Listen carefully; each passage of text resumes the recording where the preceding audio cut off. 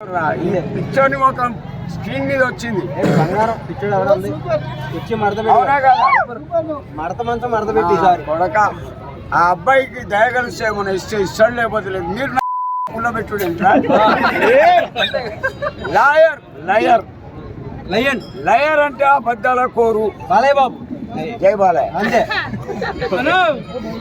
అబద్ధాలు కోరు ఎవరన్నా?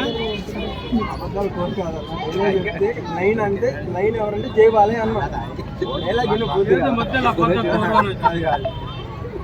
బాబులు నా అభిమానులు, నేను అనేది ఒకటి, ఎప్పుడైనా సరే డబ్బు కక్కుర్తి పడాలి.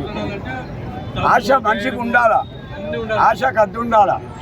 ఇలాంటి అమ్మాయిని ఎవడైనా అరేంజ్మెంట్ చేసినానుకో ఇంటికి వచ్చి కుర్చీ మడత పెడతా.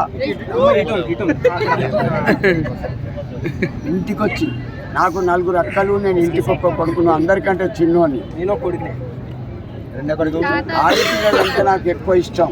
వాళ్ళు ఏమన్నా అనుకోండి, నాకు ఒక బిడ్డ, ఆమెకి 2 బిడ్డలు, కొడుకు అంటే వస్తారు. దీని వెనుకనే ఇల్లు. ఫోటో ఒకసారి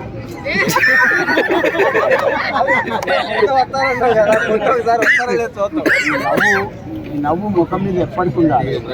నవ్వుతే 4 దగ్గరికి వస్తారు, ఏడుస్తే వాళ్ళు రారు. డైలాగ్ ఉందిగా, ఆ స్మైల్ కి నేను ఫిదా అమ్మా. ఒకసారి ఇలా కోసం అన్నావు కదా, ఆమె స్మైల్ కి నేను ఫిదా అని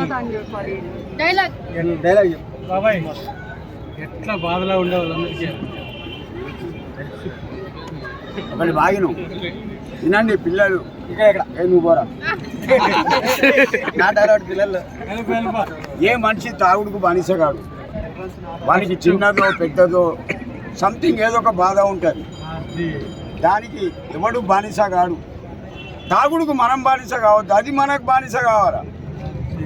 నోట్ ద పాయింట్ యార్.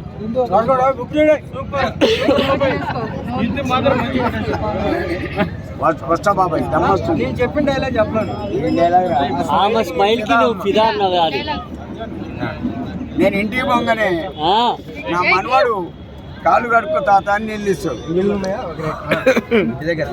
కాలు కడుక్కొని కూర్చుంటా, ఇంత గడ్డి ఉంటుంది. నా భార్య మంచిగా డబ్బా తెస్తాయి. 5 ఏళ్ళు ఉంటాడు. అయితే డబ్బా మూత తీసి ఒక్క తాగినాక నా మనవాడే చేవడిస్తాడు. ఎరికేనా కడుపు నొప్పికి దవ తెచ్చుకున్నావా అంటాడు. మందు ఇంటికాడ తాగనండి, కొద్దిగా దూరం పోతా, పోయి ఆడికి పోయి డబ్బా, గ్లాసు, సిగరెట్ తీసుకొని నిమ్మలంగా ఒక అరగంట కూకొని నైట్ తాగుతా. ఉన్నది చెప్తున్నా. ఇప్పుడు ఇంటికే పోయేది. మరి 90కి డబ్బులు ఎవరు ఇస్తున్నారు? డబ్బులు ఇస్తారు. నేను చెప్పిన డైలాగ్ తప్ప అన్ని డైలాగ్ చెప్పు. ఏం డైలాగ్ రా? అది చెప్పమా అన్న. నా భార్య నవ్వుకు ఆకలి చచ్చిపోతాయి. ఆ డైలాగ్ మాత్రం రాలేదంటే అదే కావాలంట. నా భార్య నవ్వుకు నేను ఫిదా. ఆమె అమాయకత్వానికి నేను ధన్యుని. 3 కోడళ్ళు ఉన్నా కూడా ఏ కోడల్ని ఏమన్నది. జాందేవ్ జీందేవ్ బతకని అంట, బతకని. నువ్వు వాళ్ళ దగ్గర పోయి రూపాయి ఇవ్వద్దు. వాడు చావని, వాళ్ళు నీకు ఇవ్వాలి కానీ నువ్వు వాళ్ళకు రూపాయి ఇవ్వద్దు. ఇచ్చో మరి. నేను ఇచ్చిన నా పెద్ద కొడుకు చేసిన డబ్బులు ఇచ్చో. నా పెద్ద కొడుకు మంచిగానే పెట్టిండు నాకు. మరి అది కూడా చెప్పాలి కదా. ఇమ్రాన్ భాయ్ తెలుసా, చిలకలు కూడా తెలుసు. 51,000 ఇచ్చిండు 2 సంవత్సరాల కింద, 2 నిమిషాల షూటింగ్కు. ఆ తర్వాత చిన్న చిన్న ఇంటర్వ్యూలు, షూటింగ్లు చేసి సుమారు ₹1,00,000 ఇచ్చిన. సుమారు 2 లక్షల వరకు చెందినవానికి. పక్కా లాక్డౌన్లో 3 నెలలు దౌలతాబాద్లో కూరగాయలు అమ్మిన రోడ్డు మీద పోలీసు వాళ్ళే కోప్పడేది. అందరూ ఇంట్లో ఉంటే లాస్ట్ మాట అయితే నేను వెళ్ళిపోతాను. ఒకసారి యూట్యూబ్లో కనిపించాను, బస్ స్టాండ్లో 3 కార్లు నిలిపేసి నువ్వు రోడ్ సైడ్ ఇడ్లీ తింటావు. అవును, వాళ్ళకి తెలిపిచ్చాను. ఎందుకు బాబాయ్ ఇట్లా అయిపోయారంటే ఏడ్చాను. ఒకటి బాబాయ్, నా జీవితం చాలా మలుపులు తిరిగింది. ఎన్ని మలుపులు. ఎంత హ్యాపీగా ఉండేవాడు, నువ్వు ఆ రోజు మాత్రం ఎందుకు? ఒకటి బాగింది బాబాయ్, నా జీవితం ఎన్ని మలుపులు తిరిగిందో నాకే తెలియదు. ఇవాళ వీళ్ళ అభిమానంతో నేను సంతోషంగా ఉన్నా. వీళ్ళ పని లేదా ఇచ్చారో నిలబడ్డారు నా కోసం ఇంతసేపు నిలబడ్డారు ఇక్కడ. ఎందుకు? నా మీద అభిమానంతో. మీ అందరి కాళ్ళకు దండమండి. ఒకటి బాగినండి, నేను ఏదైనా అనుకుంటే మాత్రం చేస్తా. ఏదనుకున్నా ఎవరన్నా కొట్టాలి, ఒక్కరోజు 2 రోజులు వారం రోజులు వెయిట్ చేస్తారు. రింగ్ చేస్తే వాడే రింగ్ లోకి రావాలి. కుర్చీ మారుతా పెడతా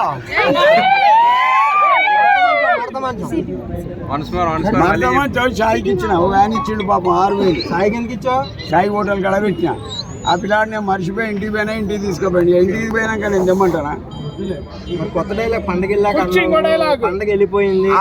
లేదు, శివరాత్రి నాడు ఇడుస్తా. మళ్ళీ శివరాత్రికి వచ్చింది బాణం కుర్చీ మడత పెడితే కొత్త డైలాగ్ నాకు పెట్టుంది. కుర్చీ మాడతా మూమెంటే పెడతాం బాబాయ్. అట్లా బాబాయ్, మీ అందరికీ ఈ అభిమానం ఎప్పటికి ఉండాలి. ఒకవేళ నేను చచ్చినా కూడా ఈ ఫోటో చూసుకొని ఒక్కసారి యాడ్ చేసుకోవాలి. అందరూ వస్తాం.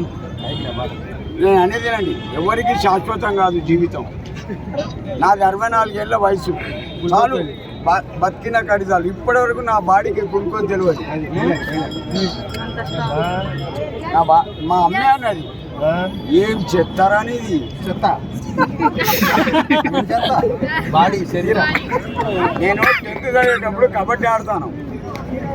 నేను కబడ్డీ భలే ఆడతా, బాల్ బ్యాడ్మింటన్ భలే ఆడతా, క్యారమ్ బోర్డ్ కూడా ఆడతా. అయితే ఒక నిమిషం, నా ఎదురుగా వచ్చింది నా కోట్లకు వాడు పుసుకున్నా కూతా మనిషి పోయి వెనకకెళ్ళి తంత పోయి ఐడర్ మీద పడ్డాడు. వల్లింది వాని అయ్యా పోలీస్ స్టేషన్ పోయి అప్లికేషన్ ఇచ్చాడు. నేను నిమ్మలంగా ఇంటికి మా అమ్మాయి దగ్గర కూకున్నా. పోలీసు వాళ్ళు వచ్చా, పోలీసు వాళ్ళకి ఈ కుర్చీలు ఇట్లా చడ్డీలు. డిఎస్పీ నీ బామ్మర్దే.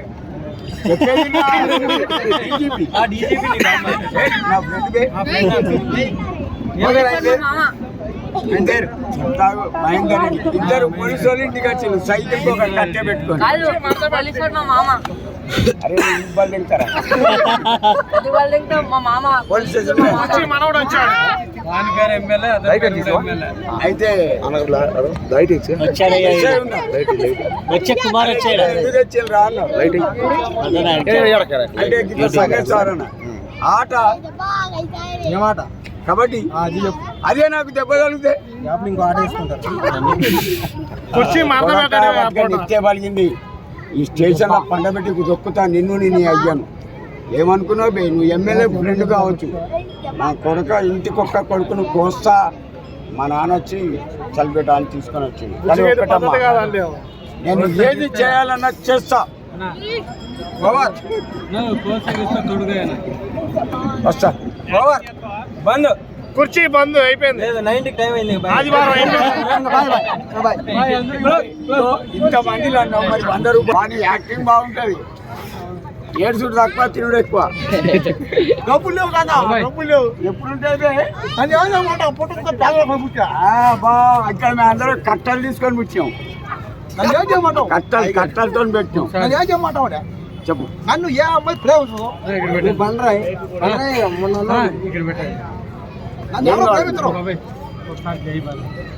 జై బాలయ్య, జై జై బాలయ్య. హ్యాపీయా?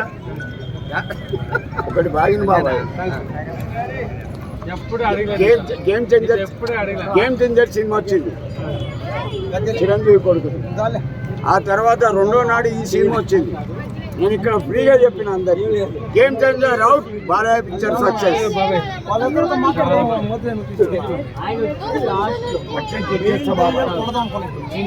మనిషికి అహంకారం పనికిరాదు. ఓరా నీకు ఫ్రీ దారి మొత్తం.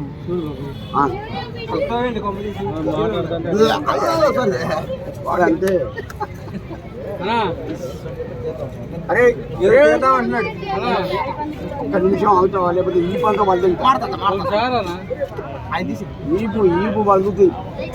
ఒకటి బాగినండి అనేది, ఒకటి బాగిను బాలయ్య అని కాదు. వాని దగ్గర యాక్టింగ్ ఎక్కువ, ఓవర్గా యాక్టింగ్ చేస్తాడు. ఎందుకే మళ్ళీ 3 దిక్కులో పడతాడు. ఒక్కటే దెబ్బ, కుడి చేయి కూడా కాదు, కుర్ర చేతితో కొడితే 3 దిక్కులో పడతాడు.